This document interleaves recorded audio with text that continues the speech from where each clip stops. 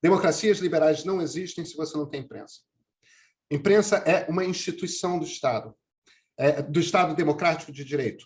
É uma instituição da democracia liberal, desde que independente do Estado.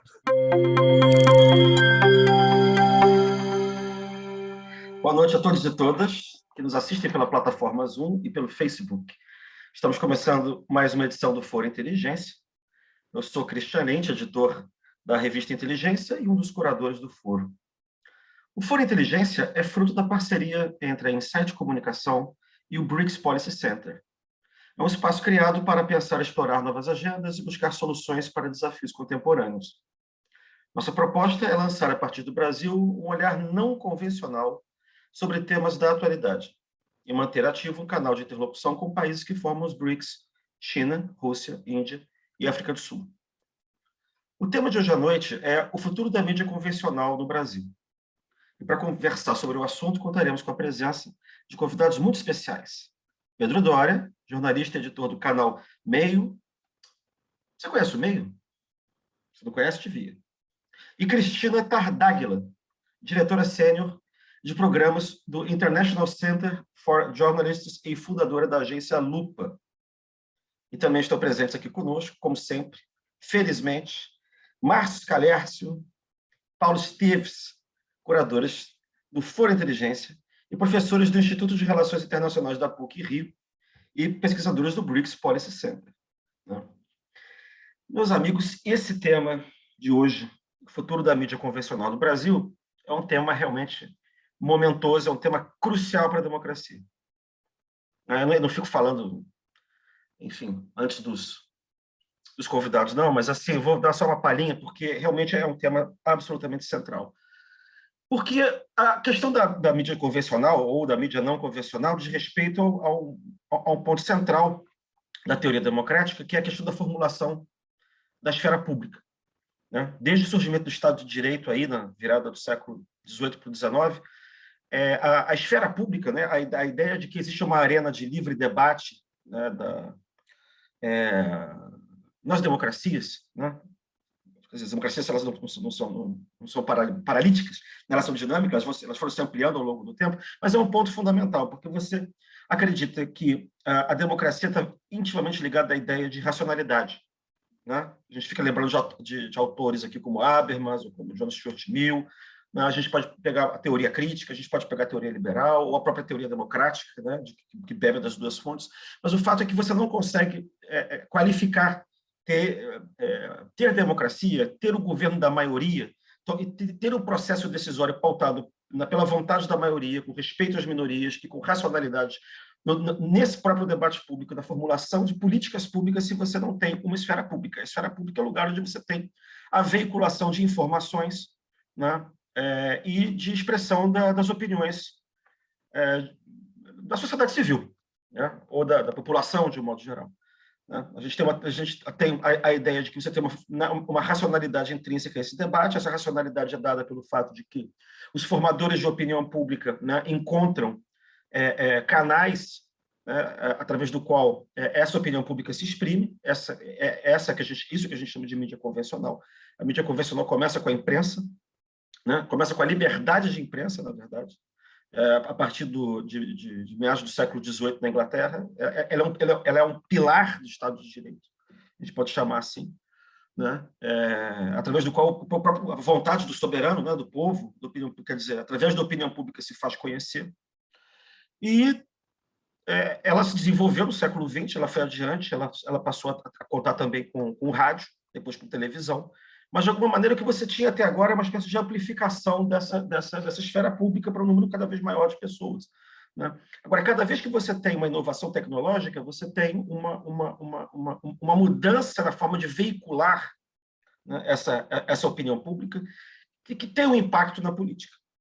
Eu acho que nossos dois convidados que estão aqui, o Pedro e a Cristina, eles têm muito a dizer sobre esse assunto, que é um assunto que eu, pessoalmente, não domino bem, essa coisa da forma como a mudança tecnológica também impacta na formulação, na formação, eu diria, e na expressão dessa opinião pública. De que maneira, por exemplo, eu fico pensando aqui, a mudança tecnológica introduzida pela internet, pela mídia não convencional, ela afeta a formação e a expressão dessa opinião pública, né? Como é que isso se reflete na política? Quais são as consequências disso para a democracia? Em que medida, por exemplo, essa mudança impacta na chamada crise da democracia que a gente está vivendo hoje em dia? É uma crise da democracia mesmo? É uma crise de ampliação da democracia ou dos meios de expressão que essa democracia possui? Não? E a mídia convencional? Ela vai continuar? Ela vai desaparecer? Ela vai se adaptar? Ela vai se tornar difusa, fragmentada, como a mídia não convencional que apareceu nos últimos anos? Ou a mídia não convencional tende a se convencionalizar, né? Então, é para discutir todos esses assuntos que são centrais na nossa agenda política, não só do Brasil, mas do mundo, né? Hoje é que a gente está com esses convidados aqui. Então, já falei bastante, mais do que devia, e vou passar a palavra incontinente ao meu querido amigo Pedro Doria, que está aqui nos escutando. Boa noite, Pedro. Pedro, dá uma luz aqui, pelo amor de Deus, me tira das trevas. Christian, vamos lá pegar as suas provocações. Primeiro, deixa eu começar dando boa noite a você, ao Paulo, ao Márcio e à minha queridíssima amiga Cris Tardáguila. Sempre bom te ver, Cris. Deixa eu pegar o título, porque eu acho que o título é provocador, o título do painel, e tem algumas coisas aí para a gente pensar. Primeiro, eu não uso a palavra mídia. Se você está falando de imprensa, não me reconheço na palavra mídia, eu me reconheço na palavra imprensa. Eu sou imprensa. Mídia é uma coisa mais ampla, tem cinema, tem e-mail. Essa é a parte implicância. A parte não implicância é o que você quer dizer com convencional. Vamos dizer que a gente está falando de imprensa aqui. Imprensa convencional. O que você quer dizer com convencional? Eu, na minha carreira como jornalista, eu já tive encargos que eram, em tempos passados, considerados altos, tanto no estado de São Paulo quanto no Globo, no comando de 2 jornais tradicionais. Hoje, eu sou um monte de coisa, porque a gente, para sobreviver no mundo digital, a gente tem que fazer um monte de coisa ao mesmo tempo. Mas a coisa principal que eu sou é sócio de uma startup que produz jornalismo digital. Eu continuo me considerando um jornalista absolutamente convencional. Eu não sou um jornalista diferente do que eu era 10 anos atrás, do que eu era 20 anos atrás. Então, convencional é um modo de praticar jornalismo. Eu não vejo isso acabando. Eu vejo outros modos de praticar jornalismo, algumas coisas que eu sequer considero jornalismo, mas existe o debate surgindo. Mas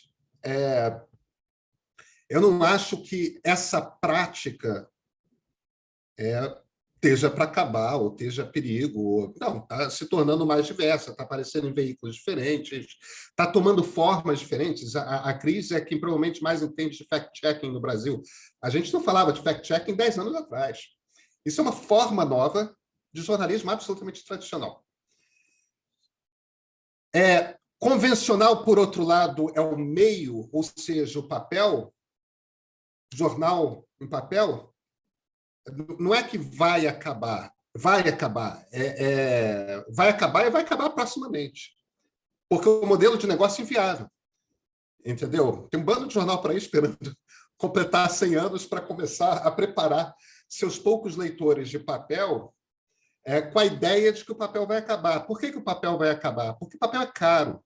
Papel é caro e compra em dólar. Tinta é cara. Você tem que manter umas impressoras gigantes que dão um trabalho de manutenção desgraçado. Aí você tem que ter um monte de caminhão que tem que distribuir aquele peso imenso para tudo quanto é lado. A não ser que você tenha uma quantidade muito grande de pessoas lendo aquilo, e principalmente, a não ser que você tenha um monopólio de atenção daquelas pessoas, este modelo de negócio não é viável. E a idade média do leitor de jornal de papel só está crescendo. Já deve ter passado dos 40 há algum tempo. Então, a não ser que vocês consigam convencer um bando de gente com 30 e poucos anos, e pior, 20 e poucos anos. Eu sou pai de uma menina, que não é mais uma menina, uma mulher de 19 anos. A não ser que você convença essa turma a começar a ler jornal, não vai acontecer. Agora, o Globo existe como um veículo digital, o Estado de São Paulo existe como veículo digital, a Folha de São Paulo existe como veículo digital, o Valor Econômico existe como veículos digitais. E, quer dizer, a marca não desaparece, aquele tipo de fazer jornalismo, aquela identidade, entendeu? Você pega um jornal tradicional como o Estado de São Paulo, que tem o Christian, como eu, é um leitor de jornais antigos, por conta de escrevermos sobre história. Eu leio o Estadão dos anos 20, eu leio o Estadão dos anos 30, eu leio o Estadão dos anos 1890. É incrível como aquela voz é constante, está ali, entendeu? Existe uma identidade editorial ali, isso tem muito valor. E eu sei que existe um público paulistano, principalmente, paulista em geral, mas paulistano, que é um público extremamente influente, que confia, que tem um hábito naquela voz, mas eu não acho que isso vai desaparecer. Vai conviver com inúmeros outros veículos, como a Agência Lupa, como o Canal Meio, como outros tantos. Então, depende do que você está perguntando a respeito de futuro da imprensa convencional. Tem respostas diferentes para isso. O que eu posso dizer é o seguinte, tem um ponto no qual eu concordo em absoluto com você na sua abertura. No momento que a imprensa convencional acabar, o que eu estou chamando de imprensa convencional? Eu estou falando de uma voz que é externa, absolutamente externa ao Estado, não tem pacto com o Estado, não importa que grupo político esteja no poder, que está de fora, olhando para o Estado e noticiando o que está acontecendo dentro do Estado e na sociedade, que está trazendo os debates das várias correntes de opinião que circulam na cidade, trazendo esses debates e tentando promover, incitar, trazer os melhores argumentos de cada ponto de vista, né? As pessoas que estão se debruçando mais a respeito de cada um desses pontos. Enquanto existir uma estrutura assim, não importa como você sustenta ela, eu acho que não pode ser dinheiro público, tá? Eu acho que tem que ser externo ao Estado. O ideal é que o leitor, o ouvinte, o espectador, ou seja lá, ou usuário, se você preferir, pague por isso. Eu acho que esse é o melhor dos mundos. Mas publicidade está aí, eu não tenho nada particular. Você precisa dessa estrutura externa para que a democracia exista. Democracias liberais não existem se você não tem imprensa. Imprensa é uma instituição do Estado democrático de direito. É uma instituição da democracia liberal, desde que independente do Estado. No momento que a imprensa acabar, acaba a democracia liberal. E eu acho que isso dá uma resumida em como que eu vejo a provocação que vocês fazem. Obrigado, Pedro. Vamos continuar aqui. A gente ainda vai falar bastante. Vou passar imediatamente a palavra para a nossa Cristina, que está aqui, ouvindo atentamente as suas palavras. Assim, Cristina, o que você acha desse papo aí? Ótima pergunta, Christian. Olha, a gente primeiro queria agradecer. Como tinha aqui na mídia convencional antigamente, que tinha programa de entrevista que era assim, ó, Cristina, querida, conta pra gente aí, a nível de Brasil, o que você está achando de toda essa coisa que está acontecendo aí fora? Gente, que engraçado. Primeiro, muito obrigada, achei muito divertido já o começo dessa conversa e o bastidor que a gente teve antes, eu vou logo dizer que foi fantástico para a nossa audiência. Enfim, vamos aqui para o ponto. Eu acho que o Pedro aí começou com um negócio interessante, porque quando eu li a mesa, né, o título da mesa, eu falei, o que ele quer dizer com mídia, né, desconvencional? Eu comecei todas as perguntas que o Pedro fez, também fiz, então aí são coisas muito difíceis. Os conceitos estão todos truncados e torcidos, e a gente não sabe mais dizer o que é cada coisa, né? Mas, assim, Christian, Paulo, Márcio, Pedro, querido, tem uma coisa que eu acho que está claro assim, para o futuro da mídia, seja ela tradicional, independente, conservadora, qualquer tipo que você quiser, que é o desafio de como ela se financia. Para mim, isso é a chave, e inclusive no que tange independência, no que tange a qualidade do produto, no que tange... O que vai acontecer daí, né? E aí, depois de passar uns quase 10 anos enfurnada no universo da desinformação, muito atenta a isso, agora eu estou estudando mais o que eles chamam de sustentabilidade financeira, né? E aí eu acho que a gente tem algumas conclusões que, pelo menos esse pequeno tempo de estudo que eu tenho, já me deixam muito claras. Assim, infelizmente, o jornalista precisa tirar o chapéu do repórter e botar o chapéu do homem de negócios ou mulher de negócios. Assim, não dá mais para as universidades do Brasil ficarem fabricando dezenas e dezenas, eu diria centenas ou milhares, talvez, de empregados do jornalismo, porque isso já não dá mais. Não tem mais vaga, não tem mais empresa, não tem mais salário, não tem mais jornada de 8 às 5 ou de 8 às 6. Né? Então, assim, para mim, aí isso daí a gente não vai fugir. Enquanto a gente estiver usando o chapéuzinho do eu só sou repórter, eu só apuro, eu só escrevo, eu só edito, a gente está condenado aí a um desfecho infeliz, eu diria de cara. Outra coisa que eu acho também, e aí eu acho meio um sucesso em relação a isso, assim, faça aquilo que você é bom, não invente moda. Então, assim, o Pedro é muito bom de curar notícia, cansou de fazer milhares de primeiras páginas, e agora faz a melhor newsletter da manhã. Assim, eu leio o Pedro de manhã, não leio mais nenhum outro jornal, eu leio o Meio. Então, atenção, Pedro, não me mande fake news, por favor, no Meio, porque eu vou ficar chateada. Então, assim, já passou pelo esse crivo, né? Então, é isso, assim, a imprensa, seja ela qual tipo que for o objetivo que a gente quiser, ela precisa oferecer o que ela tem de melhor. O que a gente vê hoje em dia, por aí, todo mundo querendo fazer podcast, todo mundo querendo fazer site, todo mundo querendo fazer TikTok, todo mundo querendo fazer vídeo. É uma coisa, e fica todo mundo competindo em tudo, e é uma loucura, né? Assim, fica o convite aí para os nossos colegas jornalistas pensarem, caramba, o que é que eu sou bom? E o que eu posso ser melhor e crescer nesse caminho, né? Assim, Pedro pegou o caminho da newsletter e está indo lindamente por aí. A Lupa foi pelo caminho da checagem e está indo por aí, não tão lindamente, mas está indo por aí. Bom, acho que a gente tem que trazer também para o jornalismo, e essa, Christian, assim, tentei preparar uma conversa assim, logo nas primeiras falas, bem objetiva. Assim, a gente tem que trazer para o jornalismo algumas coisas que a gente vê em outras indústrias, né? Essa coisa de testar rápido, desistir rápido, né? Que foi muito repetido aí nos últimos dias por conta do Zuckerberg e do whistleblower. Enquanto a gente não aplicar isso no jornalismo, o jornalismo insiste, né, em tropeçar na mesma pedra, né? Uma coisa curiosa, demora no jornalismo para você virar a chave e fazer outra coisa diferente. Não deu certo, vamos embora, bola para frente.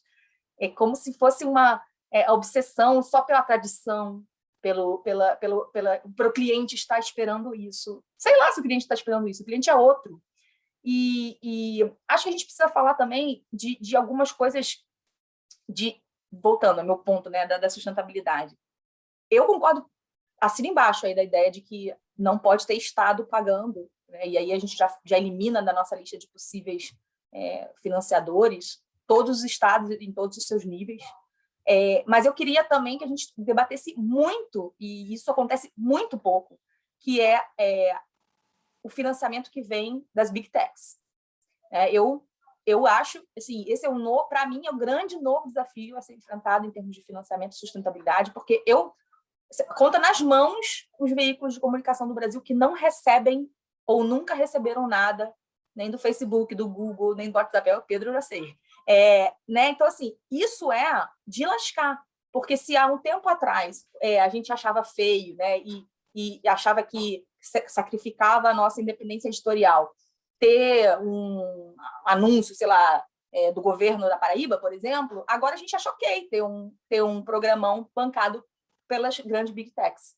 Né? E a gente não entende muito bem, o jornalista precisa refletir sobre esse soft power que as Big Techs estão exercendo dentro do jornalismo crítico. Né? Será que a gente está calando ou será que a gente não está calando? Então, assim, para fechar aqui minha primeira colocação, imagino que já estou estourando aqui meu tempo, não tem futuro para a mídia se a gente não debater financiamento. Não tem. E a chave disso daí é uma coisa difícil de fazer. Parece simples, mas é muito difícil de fazer. É mostrar para o planeta que a informação é a unidade básica de qualquer decisão. Né? E sem informação ou com informação de má qualidade, você tende a tomar péssimas decisões ou né, fazer péssimas escolhas. O problema é que assim como o dentista cuida do dente, quem cuida da informação é o jornalista, né? Você não vai para um dentista tratar de coração. Então, por que você está lendo no blog do não sei quem, que não é jornalista, que não trabalhou naquela área, uma informação sobre Covid?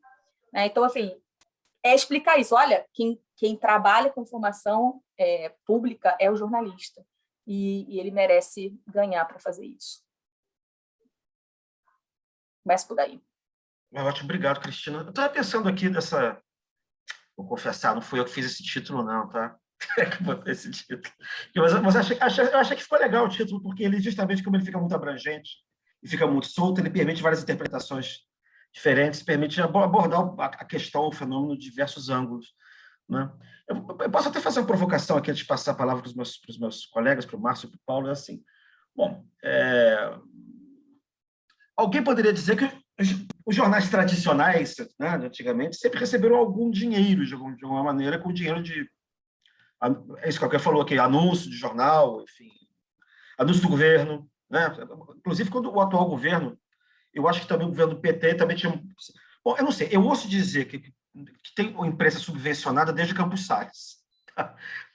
Alguma coisa do gênero, aqui porque eu leio República Velha e o Rui Barbosa acusava o Campos Salles de corromper a imprensa. Mas o Campos Salles disse que quem começou foi o Marquês do Paraná, quer dizer, lá em 1850 anos antes dele, então eu não sei.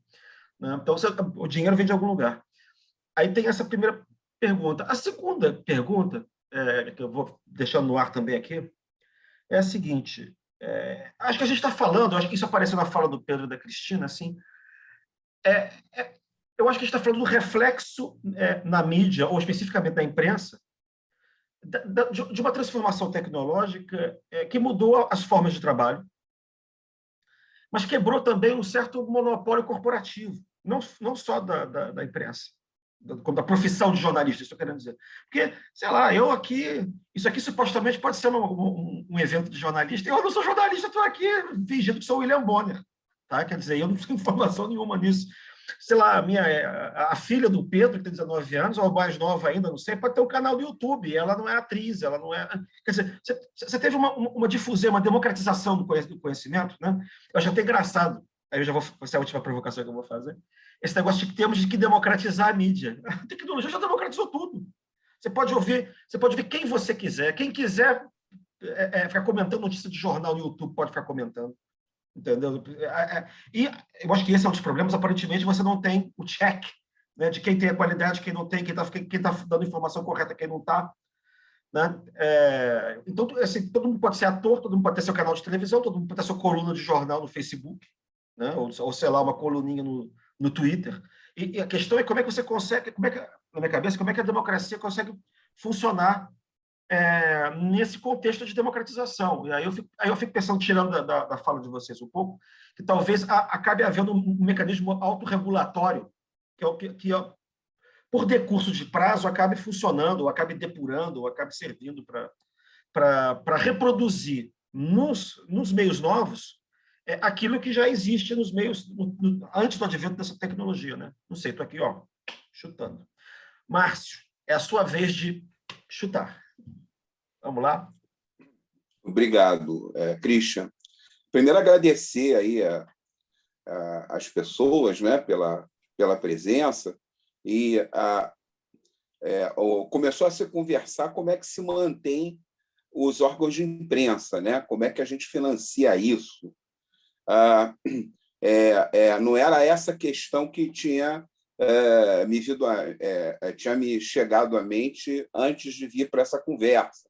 Mas aí, ouvindo as pessoas falarem, eu falei, claro, isso é uma questão essencial, afinal de contas, as pessoas têm que comer, as pessoas têm que morar, os profissionais de imprensa precisam viver, etc. e tal, e sem dúvida, isso tem que ser pago de alguma maneira, tem que ser financiado de alguma maneira, e a melhor maneira disso ser feito, do ponto de vista, sei lá, da democracia, é que esse financiamento seja o mais pulverizado possível. Né, para que, enfim, pelo menos a princípio é o que eu estou pensando nesse sentido. Agora, eu estou preocupado com outra coisa. Né? Eu não sei se as pessoas estão...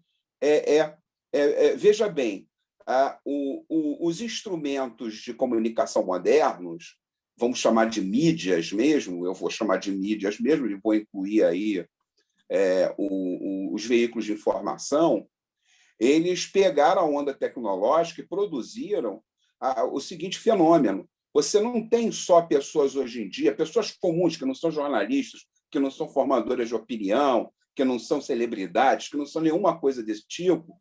Você tem uma quantidade imensa de pessoas no planeta, mas vamos ser mais modestos. Você tem uma quantidade imensa de pessoas no Brasil que se tornaram replicadores de notícia, não é? Por meio do celular, etc. e tal, postando, publicando, etc. e tal, fazendo com que as informações, inclusive as informações falsas, elas ganhem uma dimensão extraordinária.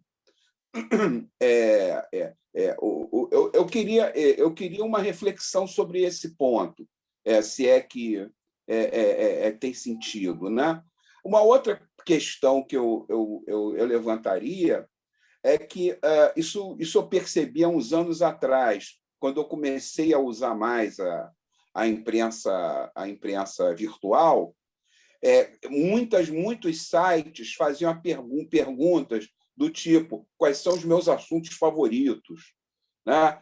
Eu gosto de ler sobre história, eu gosto de ler sobre conflitos armados, eu gosto de ler sobre política norte-americana. Quer dizer, tem um eixo aí também de customização de notícias, né? Creio eu, né?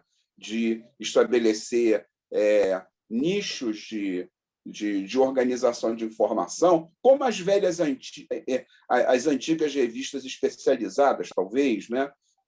Revista especializada em jardinagem, revista especializada em, sei lá, empinar pipa, ou qualquer coisa desse tipo.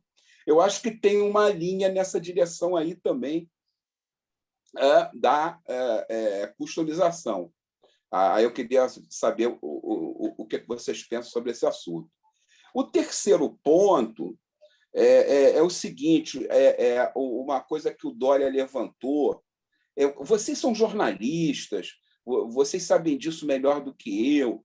Tem um velho jornalista norte-americano que morreu em 1989, o Isidore Stone, não sei se vocês já ouviram falar dele. O Isidore Stone era um jornalista progressista, de esquerda norte-americano, que trabalhou em vários jornais. Muckraker. Né? Isso. E aí ele acabou criando um I.F. Stone Weekly, que ele tinha uma newsletter de pessoas e ele enviava semanalmente essa newsletter para as pessoas que confiavam nele, que gostavam do ponto de vista dele em relação às notícias. Porque, peraí, você não dá só notícia, você dá notícia e você tem o seu ponto de vista da notícia. Você, inclusive, seleciona o que você vai falar, o que você não vai falar.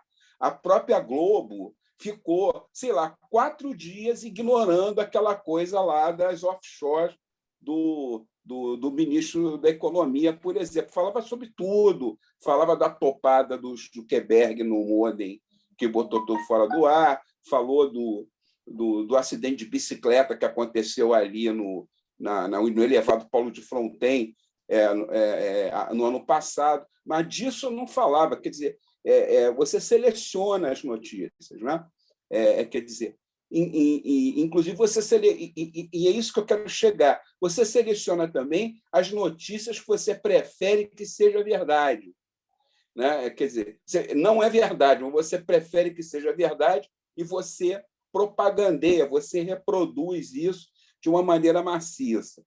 Até que ponto isso não é um perigo gravíssimo para os regimes democráticos, para as liberdades, para o próprio processo de funcionamento das sociedades humanas? É isso que eu estou. Esse é o outro elemento que eu gostaria de levantar, né?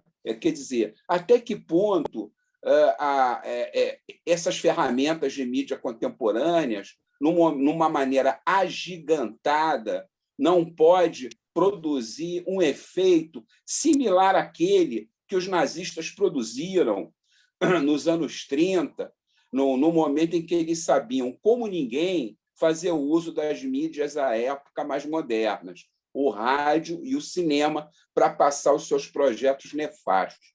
Então, essas eram algumas observações que eu queria fazer. Esse assunto é gigantesco, esse assunto é que nem português diante de tanto mar, né? Tem léguas e léguas a navegar, né?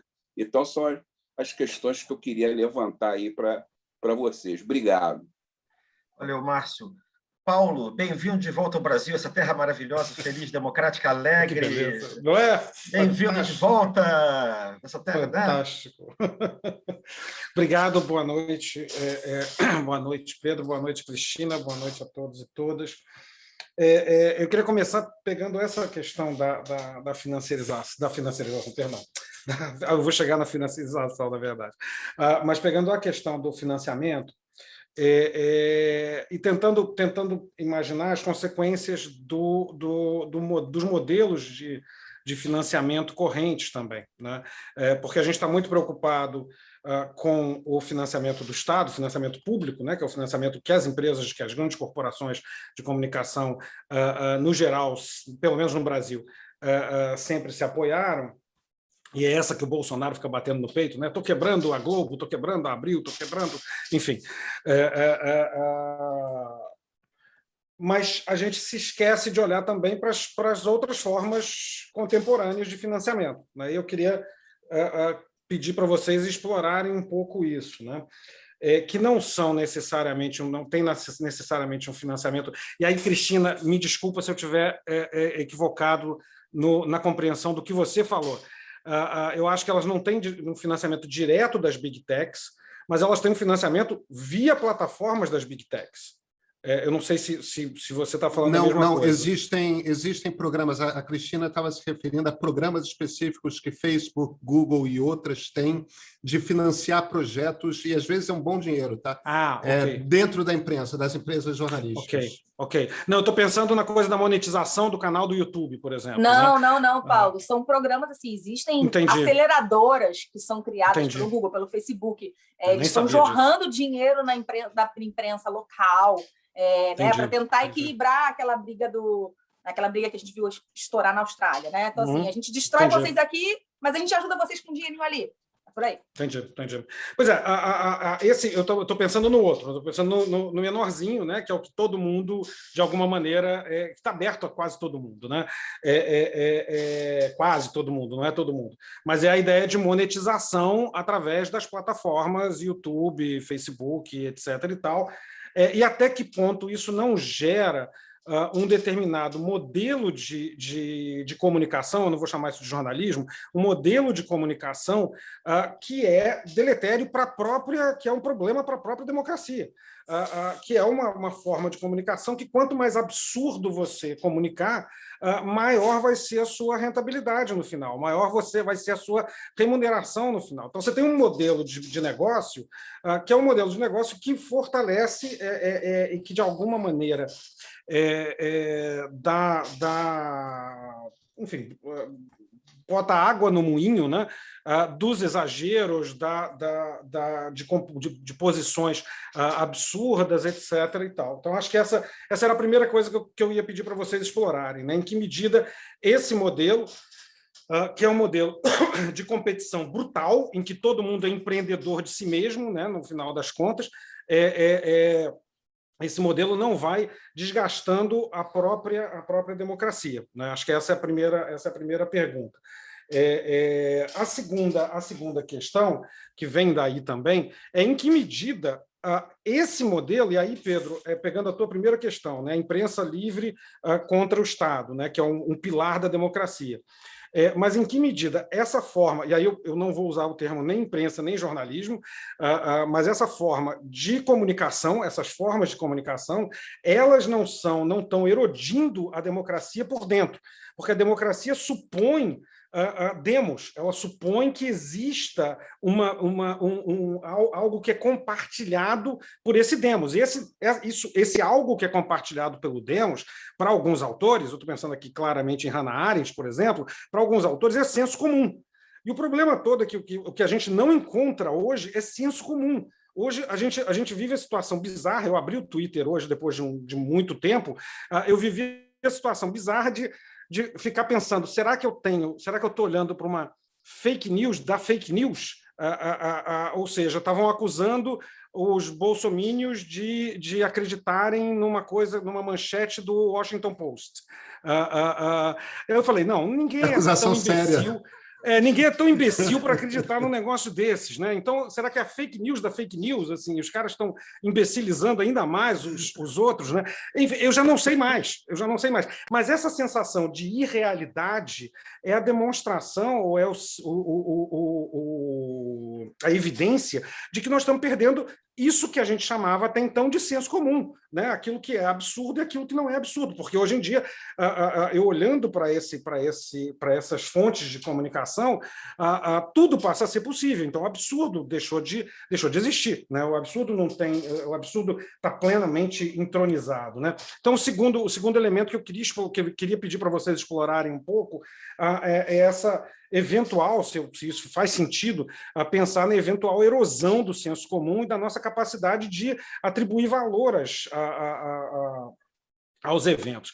E a terceira dimensão é a dimensão propriamente tecnológica. Aí eu vou entrar num cipoal que eu não entendo nada, mas assim, a minha impressão é que também tem uma dimensão tecnológica que pode ter impactos graves, sérios, em relação à democracia, que é o fato, eu fico imaginando assim, já existem, tem alguns estudos que associam a emergência dos regimes nazista, nazismo, fascismo e tal, com a disseminação em escala industrial do rádio, né?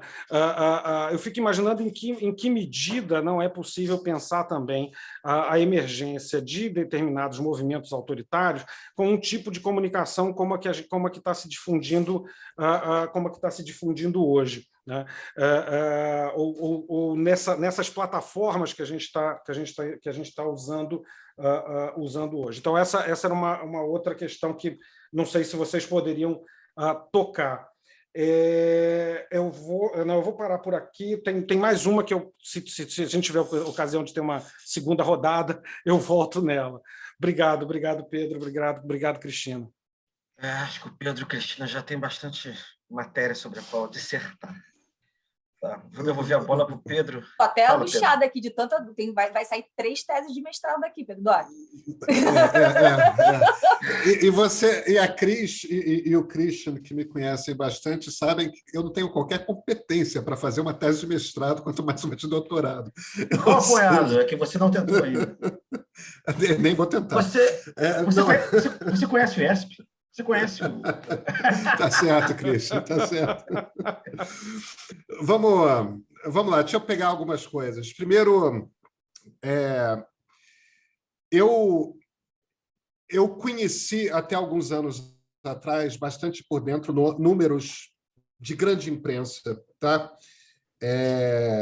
Eu não vou citar veículos, mas o que eu posso te dizer, Christian, é o seguinte: publicidade de governo das 3 instâncias na grande imprensa brasileira é irrelevante.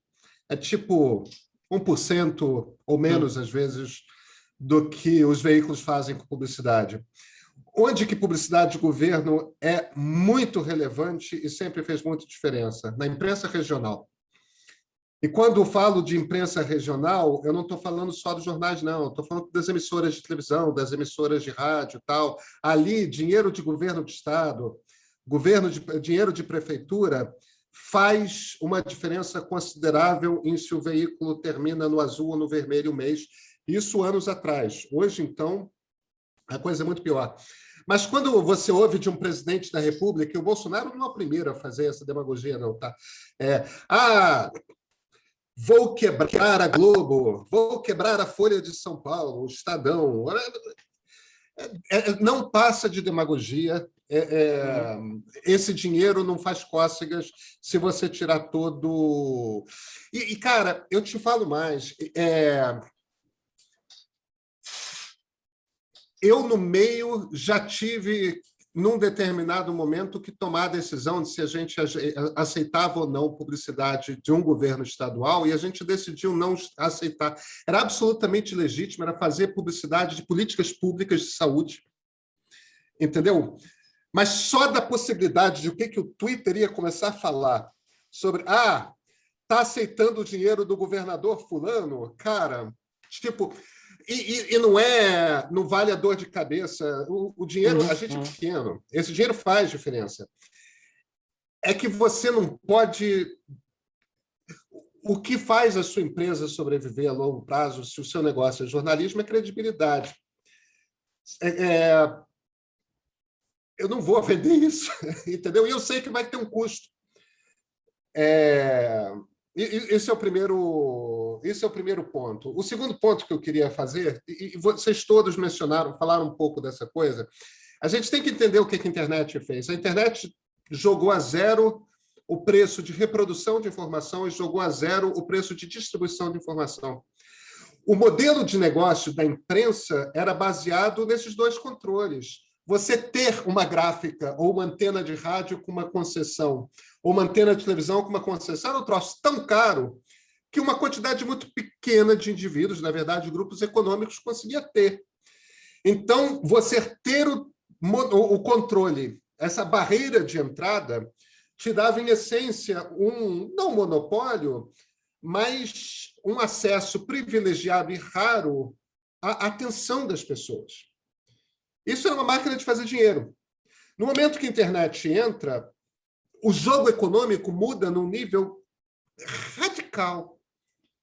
E isso não vai embora. Agora, o modelo econômico que sustentava a imprensa não tem rigorosamente nada a ver com a necessidade que uma democracia liberal tem de ter uma imprensa livre.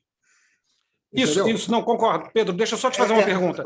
Só juntar uma pergunta, a minha quarta pergunta, que era exatamente nessa direção. Por isso que eu estava separando comunicação de imprensa e jornalismo. A minha pergunta é, se existe o dado hoje de quem produz notícia, de quem vai lá, verifica a notícia, apura, se isso ainda está concentrado nos veículos ou se também houve uma difusão? Não, está concentrado. A apuração de notícia está concentrado. Está concentrado. Eu vejo isso diariamente no meio. Veja, tem novos entrantes, tá? Tem um Poder 360, um Metrópolis, tal. Você tem alguns entrantes novos, mas a maior parte dos veículos novos ou são de nicho, né? Muito nicho, ou então fazem algo parecido com o que nós fazemos no meio, com qualidades distintas e com intenções distintas, né? Que é a coisa de você fazer a curadoria do que os outros estão descobrindo de informação nova. Mas ainda é muito concentrado nos veículos tradicionais. Eu não sou corporativista. Eu não acho que para você ser jornalista você precisa ter um diploma de jornalismo. Eu não acredito nisso. Agora, eu acho que para você ser jornalista, você precisa acordar jornalista, almoçar jornalista e dormir jornalista. Você tem que trabalhar jornalista e você tem que fazer isso por muitos anos até aprender. E, de preferência, você tem que fazer isso por muitos anos com jornalistas que saibam mais do que você ao seu redor, porque são eles que te ensinam. Então, eu não acho que você aprende numa faculdade. Eu acho que é uma profissão que exige um preparo intelectual. Mas você pode ser economista, você pode ser um autodidata, você pode ser um médico. Você tem que escrever bem, você tem que saber trabalhar a informação para chegar às pessoas. Mas é uma profissão, entendeu? E você não pode ser dentista e jornalista, entendeu? Não dá para... Porque essa é uma profissão que você só domina... A Cris sabe, a gente tem que trabalhar para cacete para dominar esse troço. Entendeu? Como a maior parte das profissões, não acho que seja uma coisa exclusiva do jornalismo, mas é um trabalho. E se você não for remunerado por esse trabalho, você não será um jornalista bom. Entendeu? Porque você vai ter que viver. Mas deixa eu voltar aqui a algumas outras provocações de vocês. Eu só quero pegar mais duas. Aquela coisa da edição. E da edição personalizada. Primeiro, não vamos nos enganar. É claro que edição existe. É claro que veículos têm um ponto de vista a partir do qual falam. Esse é um ponto de vista ideológico, em geral liberal, tá? Quando a gente está falando da grande imprensa. E quando eu falo de liberal, eu não estou falando de Hayek e Friedman, eu estou falando de Stuart Mill, entendeu? Eu estou falando de liberalismo político. Mas é claro que isso é um ponto de vista, isso é um ponto do qual você vê a sociedade. Agora, é um engano a gente achar que o Facebook não está editando, que o Twitter não está editando, porque estão editando também. A diferença é que não é um ser humano que está editando, é um algoritmo que está editando. E esse algoritmo recebe uma determinada ordem. É um algoritmo de um tipo de inteligência artificial que a gente chama de machine learning, que é aprendizado de máquina, é a tradução consagrada em português. E esse algoritmo recebe uma única ordem, que é o seguinte: olha, eu quero que as pessoas fiquem a maior quantidade de tempo aqui dentro desse meu ambiente. Então, elas vão embora, eu quero que elas fiquem com aquela vontade de voltar, vontade de voltar, vontade de voltar. Aí o algoritmo começa a analisar o comportamento de bilhões de pessoas, o Facebook tem 3,5 bilhões de usuários, começa a analisar o comportamento dessas pessoas e descobre o que faz as pessoas voltarem. E o que faz as pessoas voltarem são discussões que deixam elas com raiva. Então, é claro que essas tecnologias estão diretamente relacionadas ao surgimento de autoritários, ao fato de que estamos radicalmente polarizados. Eu não estou nem falando de desinformação ainda, entendeu? Porque esse é outro problema, igualmente grande, mas um, às vezes, parece disfarçar o outro, e são problemas independentes, ambos causados pela porra do algoritmo, entendeu? E essa coisa de estar todo mundo com raiva, e esse prazer da raiva, entendeu? Cancelamento é fruto desse negócio, desse algoritmo. Essa briga de petista com cirista é fruto desse troço, desse algoritmo, porque, no fim das contas, as pessoas aprendem que se elas ficarem provocando, se elas ficarem incitando raiva, elas vão ter muito comentário, os posts delas vão longe, vão ser repetidos, elas vão ganhar muitos likes, muitos coraçõezinhos, vão ter muitos seguidores. E aí eu pego para uma coisa, olha a gente que vocês estão citando. Vocês estão citando Hannah Arendt, vocês estão citando Habermas, vocês estão citando Stuart Mill. Entendeu? Stuart Mill escreveu no final do século XIX.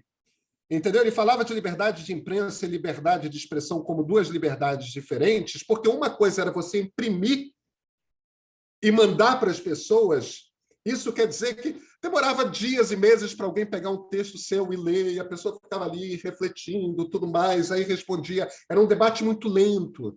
Enquanto que a liberdade de expressão era subir em cima de um parquinho no Hyde Park e fazer um discurso que 20 pessoas iam ouvir. Isso foi antes do rádio, isso foi antes. A gente não tem sociólogos, a gente não tem pensamento dedicado a fazer um novo liberalismo.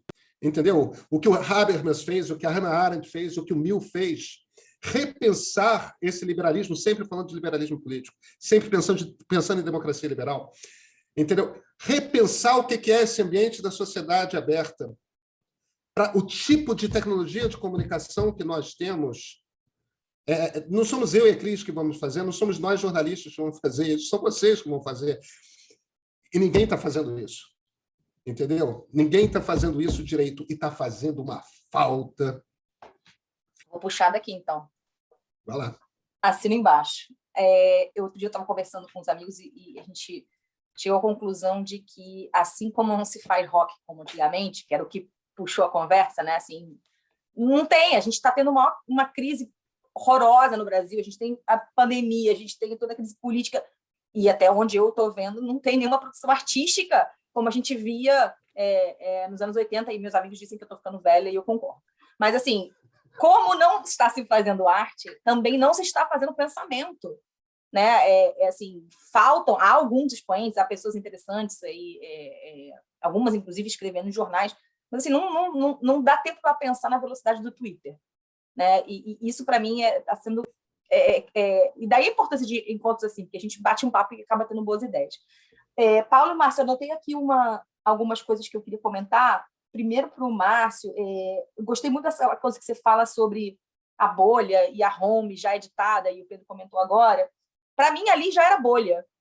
né? Eu sempre fui muito contra a tal da morte da homepage, né? Não, cada um vai personalizar a sua home e você vai receber só o que você gosta de ler. Era a bolha que o jornalismo produzia. A diferença é que era uma bolha mais lenta do que as páginas que você curte no Facebook ou os perfis que você segue no Twitter. Era bolha desde sempre, já estava lá.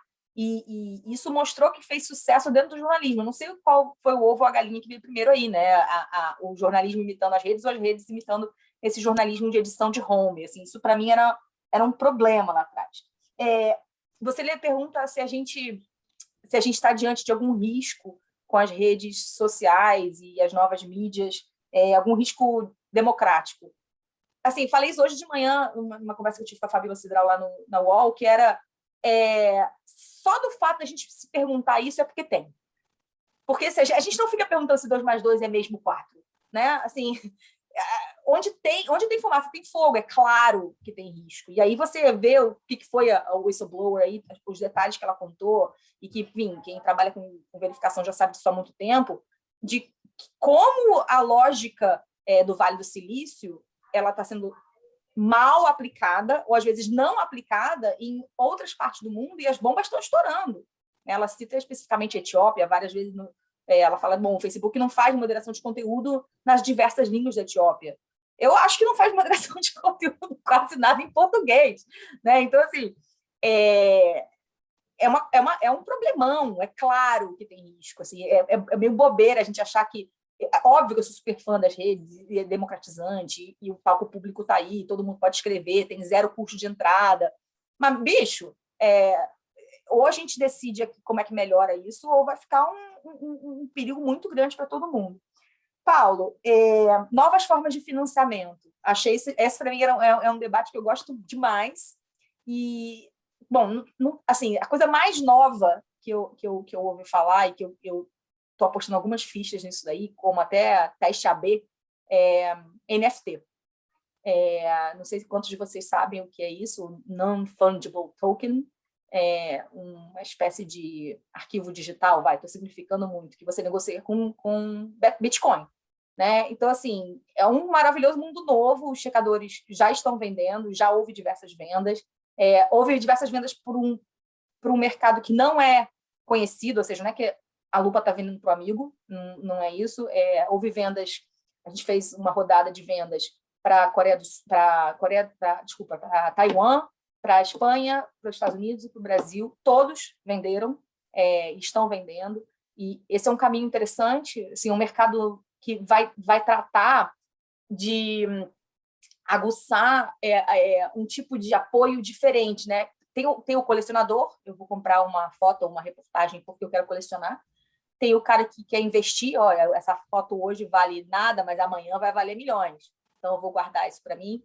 Tem o camarada que ele só quer reconhecer, né, o bem que o bom jornalismo fez, ou seja, putz, essa matéria foi definitiva para me tirar de uma enrascada ou para acabar com uma fake news contra mim, e aí eu compro essa NFT. E tem o camarada que quer apoiar o jornalismo, em geral, mas que não está mais a fim de fazer crowdfunding, nem membership, né? Que são coisas que já... Putz, quantas aí vocês assinam? Eu assino um montão de membership, eu faço um montão de crowdfunding, né? Mas, assim, você fala, ganhei a caneca, bacana, ganhei a caneta, bacana, participei de alguns eventos, legal. Mas e aí? Né? Então, a ideia de NFT vem para tentar trazer também um win-win situation para quem apoia. Sobre... Você falou, você usou uma expressão que eu não consegui copiar direito, você falou assim, cada um ser o seu próprio empresário, cada um ser o seu próprio... me faltou, como não peguei aqui direitinho, mas assim, eu prefiro isso... Uberização da imprensa. Isso aí, uberização da imprensa é bom.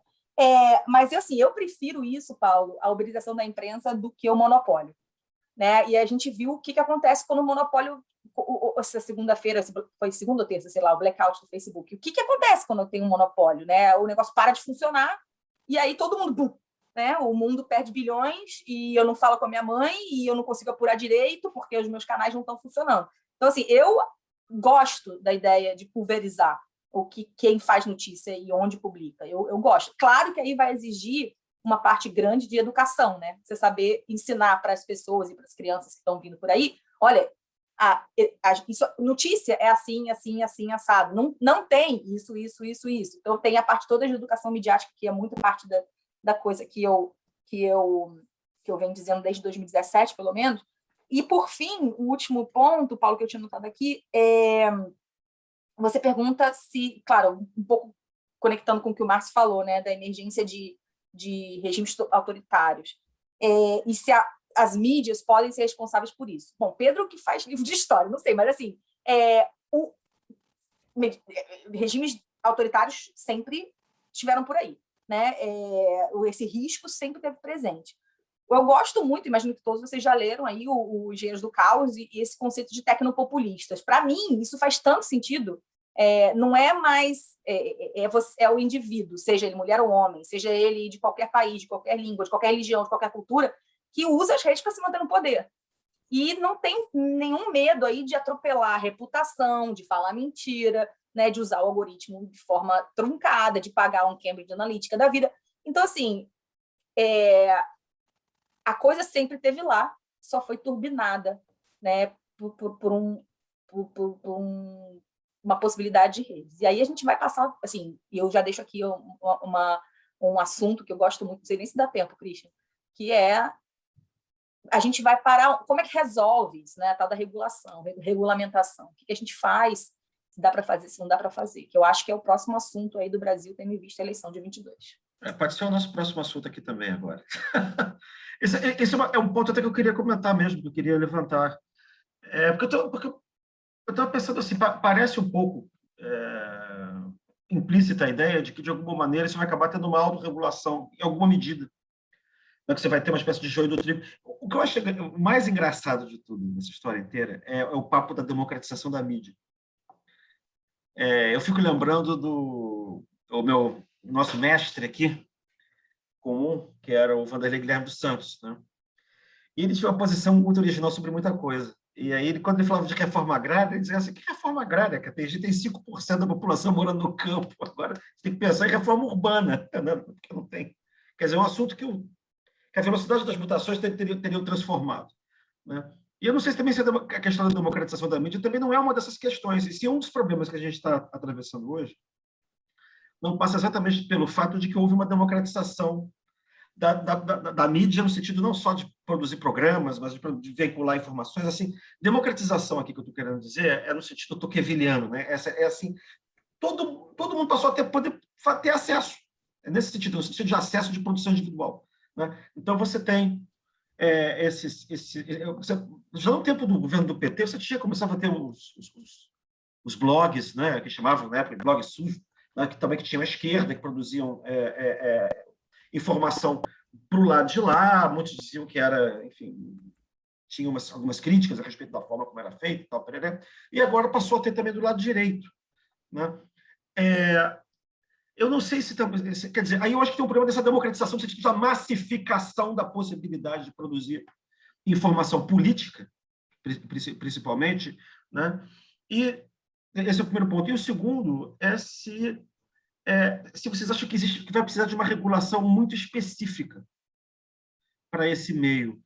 Porque muitas vezes eu me deparo com situações e dilemas que para mim, porque a minha formação originária é de jurista, eu trabalhei 10 anos com direito, me parece que tem vários problemas que poderiam ser sanados simplesmente aplicando as regras jurídicas tradicionais analogicamente ao meio da internet. Né? Aí realmente, agora, eu não estou me referindo especificamente à questão das big techs, né? Aí realmente é um assunto que eu não sei. Para onde é que a gente vai com isso aí? Né? Como é que a gente consegue regulamentar de tal maneira a garantir informações mais seguras, mais fidedignas, né? Independentemente da orientação ideológica, se ela está mais para a esquerda ou se ela está mais para a direita? Embora eu saiba que no extremismo não é possível ter informação fidedigna, no extremismo, porque o extremismo é meio antiluminista, tá? E de que maneira está no horizonte alguma possibilidade de algum tipo de regulação nesse sentido, né? Antes de eu devolver a palavra para vocês, estou só vou fazer eu quero fazer uma observação, se você me permite, o Christian. Tá eu quero manifestar aqui a todos presentes, aos convidados, aos colegas e à audiência, meu total e completo pessimismo em relação a essa discussão. Pelo seguinte, qualquer tipo de tentativa de regulação mais firme desse troço vai encontrar um tipo de resistência tão grande quanto o pessoal que não acredita na vacina e coisas desse gênero. Acho que a nossa situação é muito difícil. A situação do Brasil é muito difícil e a situação do mundo é muito difícil, porque esse tipo de tolice que você poderia dizer isso é coisa de país subdesenvolvido, não sei o que, é claro que acontece no Brasil, acontece nos Estados Unidos, entendeu? Essa terraplanice maluca, isso acontece nos Estados Unidos. Então, eu vejo essa situação tão difícil quanto uma distopia do Philip Dick. Eu gosto de ficção científica, do Philip Dick. É uma coisa... É um desastre pior do que o mundo do Blade Runner, esse negócio aí. Eu não sei, nós não temos resposta para isso. Talvez seja necessário que aconteça alguma coisa desastrosa, pior até do que essa pandemia global, para que se tome algum tipo de atitude, porque, amigos, eu estou falando de nazismo. E veja, regimes autoritários sempre existiram, tá bom, mas regimes autoritários do século XX que produziram sistemas fordistas de assassinato de populações inteiras precisavam de meios de mídia modernos para passar sua mensagem. É por isso que eu estou dizendo que o meu sentimento é de muito pessimismo em relação a essa situação e de grande preocupação também. Desculpe eu ter me apresentado. Deixa eu pegar uma carona, Cris, que eu acho que eu tenho uma posição um pouco diferente da do Márcio, nesse caso, se você me permite, Cris. Eu acho assim, eu acho, na verdade, que o Pedro nos dá um caminho para a gente seguir. Né? A comparação com os liberais clássicos e os republicanos clássicos ela é limitada para pensar as alternativas para o momento. Né? E a comparação também com os regimes autoritários do passado também é limitada. O que eu queria chamar a atenção, a minha perplexidade com relação a isso eu consigo enxergar uma relação do rádio com a ascensão do nazismo e do fascismo e consigo enxergar como isso virou um problema para o liberalismo clássico. Esse problema pode ser sintetizado no termo massa. Né? Os mass media, né, estão nascendo naquele momento, eles estão sendo empregados como arma política naquele momento, e eles estão gerando essa figura aí, né, do Freud, né, psicologia das massas e análise do ego. Né? O que acontece quando você coloca aquela torcida do Flamengo junto e põe, enfim, mobiliza essa gente para matar? O que acontece naquele caso? Então, esse é uma dimensão. A minha dúvida é o que vai acontecer hoje. Eu não tenho razão. Eu consigo enxergar elementos de erosão da democracia liberal, mas eu não tenho certeza de qual é o equivalente funcional hoje para a ideia de massa. O que eu sei é que não é a mesma coisa. Eu tenho uma outra dimensão. Inclusive, não é a mesma coisa porque eu tenho quebra de monopólios. A gente não está falando de um único... Todos esses regimes, eles partiam, eles operavam com monopólios de comunicação barra pesada, né? O que é o que a gente não tem hoje. Né? Então, a minha pergunta, e aí é de fato uma pergunta, o que eu vejo daqui para frente? Eu também tenho uma perspectiva distópica com relação ao futuro, Márcio, mas o problema todo é que existe uma variedade de distopias, né? Assim, para o que nós estamos olhando no final das contas? Eu acho que eu tenho essa dúvida.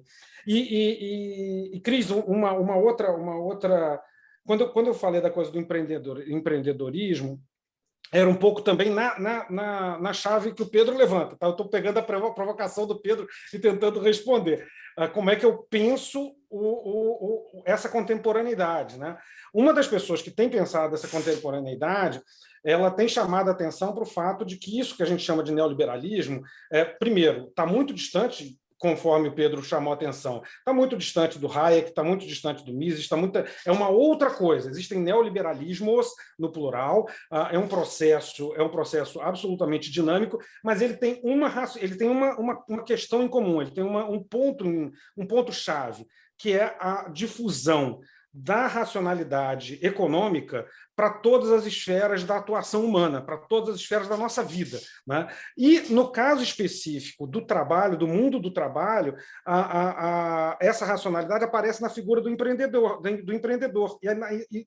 e finalmente, no fim do trabalho, porque agora a gente só tem capital, é tudo capital humano, todo mundo é capital de si próprio, tem que ser, e como capital tem que ser valorizado, tem que ser enriquecido, não é? E isso gera uma dinâmica que é problemática, porque no caso da comunicação isso se reverte em likes, né? A forma de você aumentar o seu capital é você aumentar o número de likes, e isso pode ser uma coisa problemática. Eu estava pensando nessa chave, tá, Cris? Cris, vai você primeiro ou vou na sequência? Esse negócio de chamar de Cris para mim é um problema, que eu não sei se você está falando comigo, se está falando com... Me desculpa, mas você eu sempre chamo de Christian, né? Não, eu estou falando dos outros, mas é que assim, Cris, imediatamente eu viro a cara. Assim, mas Ô, Christian, você sabe que a segunda reunião que eu tenho hoje, em que tem 2 Cris, é a mesma coisa, enfim, é a mesma coisa aqui. Olha, Márcia, eu vou me alinhar contigo.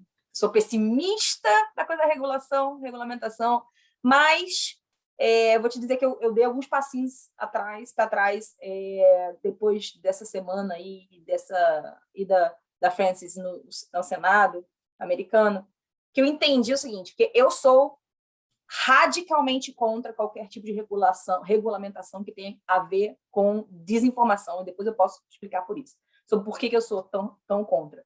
Mas existem outros tipos de regulamentação que podem ter impactos positivos. Eu acho que a dela econômica, por exemplo, é um ponto. A questão do monopólio, assim, o Facebook ter o WhatsApp e o Instagram, assim, é uma loucura, é muita coisa, é muito poder, né? E nem ele dá conta de reger tudo isso. E isso tem impactos visíveis, né? Cai o botão lá, tira um negócio da parede e o mundo para, né? Então, assim, eu acho que tem, assim, a gente tem, quando a gente fala de regulamentação, as pessoas costumam misturar tudo. A fake news com o discurso de ódio, com o monopólio. Então, assim, são várias questões que, na verdade, precisariam ser analisadas de ângulos distintos se a gente quisesse levar a sério. Então, no que tange a parte econômica, eu acho que merece uma atenção, sim, e a gente precisa conversar sobre isso. E aí eu acho que nem é o Brasil, é os Estados Unidos, né? Que as empresas estão sediadas aqui, fora... TikTok, se bem que o TikTok eu acho que também já está aqui, e o Telegram que está em Dubai. Sobre desinformação, que é a minha praia, assim, se resume basicamente na impossibilidade de definir o que é desinformação, né? E assim, eu desde 2018 mantenho uma base de dados com os checadores do mundo sobre as várias tentativas de regulamentar o discurso falso, né? E a gente acompanha mais ou menos 60 países mensalmente, e a premissa de que regulamentar leva à diminuição de desinformação, ela não existe. Isso a gente parte de toda a análise de dados desses 60 países que a gente acompanha. Não existe isso. Regulamentou, diminuiu as fake news. Isso não se confirma. O que acontece é a criação de novos problemas. A notícia falsa continua lá, e é muito engraçado. Assim, você vê, por exemplo, a Tailândia.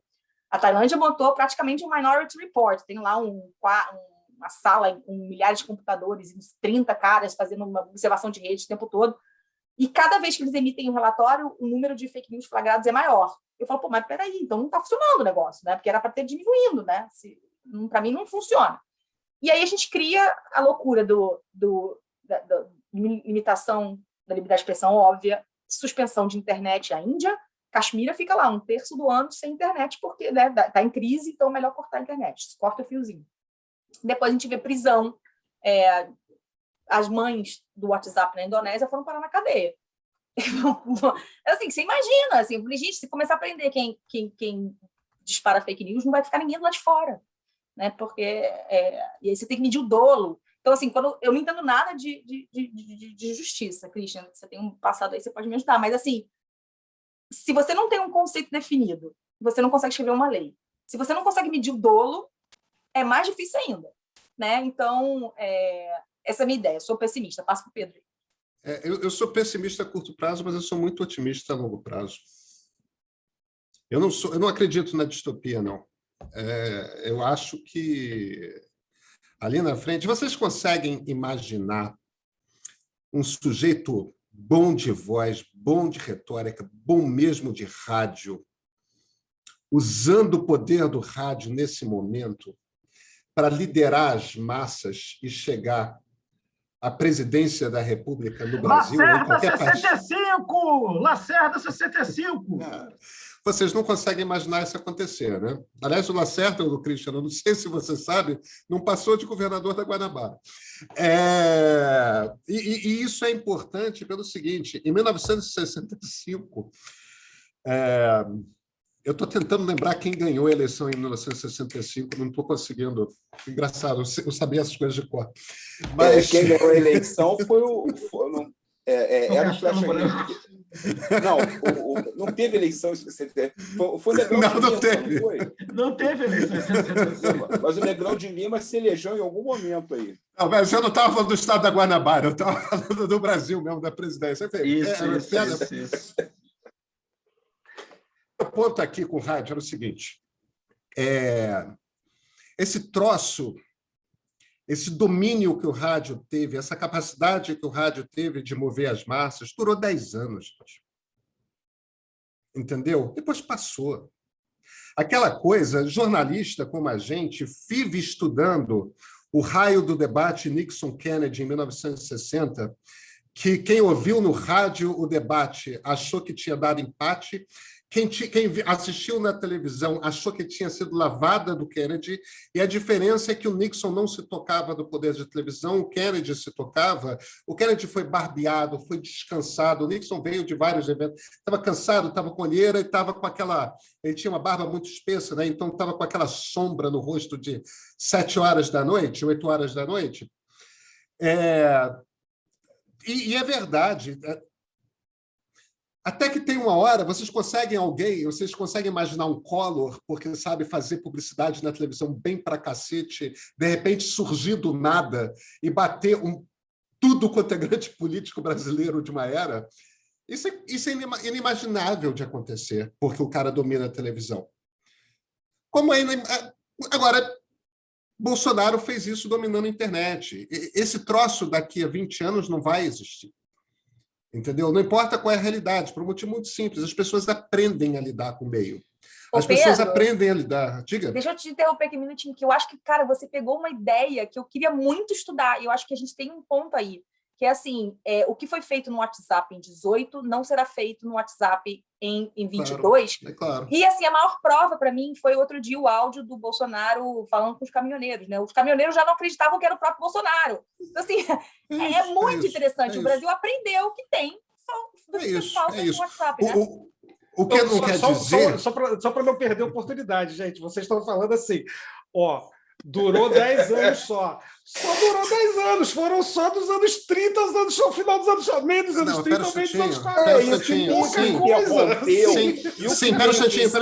instantinho. E o que meio que interrompeu os 10 anos foi alguma coisa do tipo a Segunda Guerra Mundial, né? E deixou 80 milhões de mortos. Milhões de mortos. Entendeu? Teve a quantidade de genocídios que teve na Segunda Guerra Mundial, no período de 5 anos, é uma coisa de genocídios. O Holocausto não é o único dos genocídios que aconteceu ali. Né? Para não falar de... Não é só... Enfim, a gente não precisa ficar repassando a Segunda Guerra. O meu ponto aqui é o seguinte: a longo prazo, eu não sei se vai ser 10 anos, eu acho que a gente vai conviver durante um tempo com isso. Eu tenho alguns otimismos que nascem do seguinte: primeiro, eu sou muito fã de Tocqueville e eu sou muito fã de Stuart Mill. Eu sou fã de Tocqueville porque ele tem um insight a respeito de Estados Unidos que eu acho que tende a funcionar de tempos em tempos, que é: os Estados Unidos, às vezes, se metem nos buracos. Eles não conseguem resolver o problema do racismo crônico, que tem um impacto violento na política deles. Tem um cacetão de problemas. Agora, eles sabem tocar um Estado democrático. E eles sabem fazer com que esse Estado democrático resista aos piores inimigos. Entendeu? O que o Rockefeller foi poderoso, as pessoas não têm noção hoje. E aí chegou o Teddy Roosevelt lá e acabou a Standard Oil, entendeu? E fez, ó, tem um momento, eles são o verdadeiro Estado liberal, entendeu? Porque o Estado chega lá e quando a iniciativa privada está começando a ficar maior que o Estado, derruba. Entendeu? A Microsoft só não foi dividida porque ela ficou 6 anos concentrada no processo antitrust, que quando o processo ia acabar, o Google já tinha ultrapassado, a Amazon já estava ultrapassando. Então, o monopólio da Microsoft não era mais... O monopólio sobre o Windows e o controle sobre o Windows por conta da web já não era mais relevante. A IBM não foi dividida nos anos 60 e 70, quando enfrentou um processo antitrust. Por quê? Porque quando estava no fim do processo antitrust, estava explodindo a revolução dos microcomputadores, dos computadores pessoais. Entendeu? Os processos antitrust contra essas empresas estão apenas começando. Esses processos duram 5, 6 anos, em média. E sempre terminam com uma revolução no Vale do Silício. O Vale do Silício enfrentou 3, a tecnologia dos Estados Unidos enfrentou 3 processos antitrust, todos terminaram, só um terminou com a divisão das empresas, que foi contra a AT&T, e todos terminaram com o fim dos monopólios estabelecidos. A IBM deixou de ser monopolista, a Microsoft deixou de ser monopolista e a AT&T deixou de ser monopolista. A quebra da AT&T terminou com o surgimento da internet, ou seja, a quebra do monopólio deu certo. O ataque à Microsoft por conta do monopólio que ela tinha nos anos 90 terminou com o florescimento de novas tecnologias e de uma internet estupenda e de novas grandes empresas, que são as Big Techs hoje, em cima da Microsoft. E o negócio, o ataque contra a IBM, terminou com o florescimento da indústria dos computadores pessoais. Então, a minha leitura é de que eu não estou nem falando de regulação. Antitrust funciona. E é uma ferramenta formidável das democracias liberais e ninguém sabe trabalhar antitrust como os americanos. Então, vai acontecer. Eu quero só fazer um último ponto, concordando demais com a Cris. O depoimento da Frances Hogan ontem perante o Senado americano foi uma coisa que eu assisti quase todo ele ao vivo.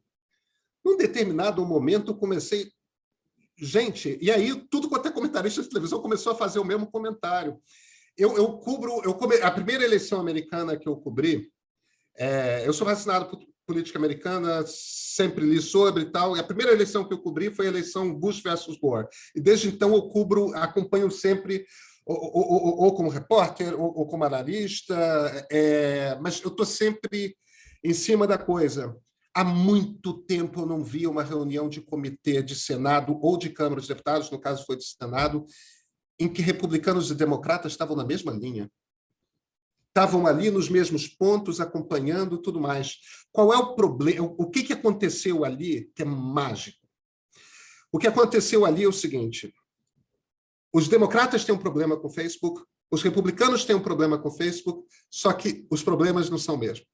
Os democratas acham que desinformação é um problema, os republicanos acham que censura a vozes conservadoras é um problema. Não vai nascer nunca uma regulação dali, eles não concordam a respeito de qual o problema. E o que ela se virou e falou é o seguinte: não, presta atenção, tem um caminho que vai satisfazer vocês dois, que é regular de forma aos critérios dos algoritmos serem transparentes.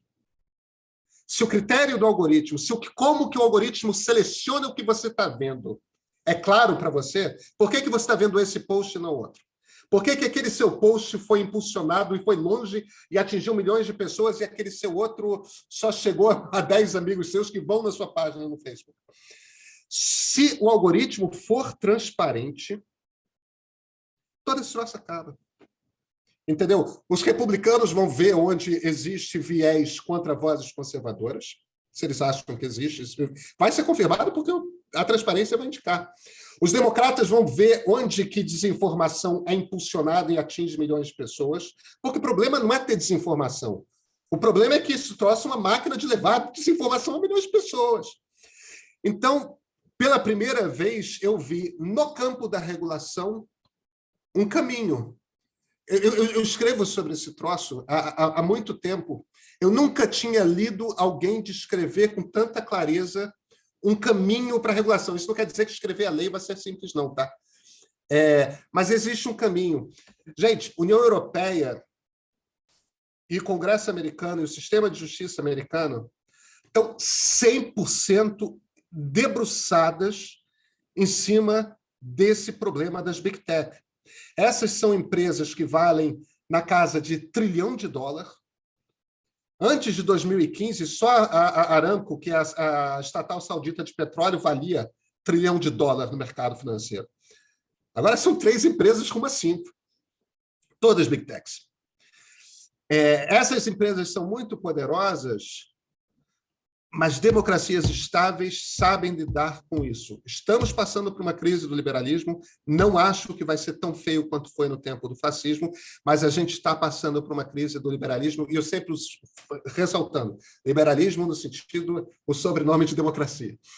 Estamos passando por uma crise como passamos por uma crise dessas nos anos 20 e 30. Eu não acho que a gente vai terminar em governos totalitários dessa vez. Esses liberais, sempre muito otimistas.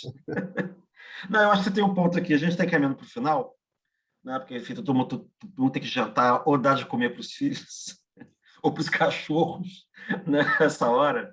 Mas eu acho que tem um ponto aí que, do ponto de vista histórico, sempre você teve muita concentração de poder nas mãos de um poder privado, mas cedo ou mais tarde, ou você teve estatização desse poder, ou você teve pulverização mesmo desse poder, e alguma coisa aconteceu depois. Assim, só para fazer o contraponto aqui com a distopia do Marx, eu acho que a gente ficou muito bom com esses dois diferentes pontos de vista de 2 pessoas que gostam muito de história, né? Gente, eu vou agradecer muito a presença de vocês aqui, do Pedro e da Cristina, foi ótimo. Agradecer também a todos os nossos ouvintes, todos que participaram, né? De novo, agradeço o Pedro, agradeço a Cristina, agradeço o Paulo, agradeço o Márcio, deixo um abraço para todos vocês. E a gente se vê daqui a 2 semanas, de novo, no próximo encontro do Foro Inteligência. Tá bom?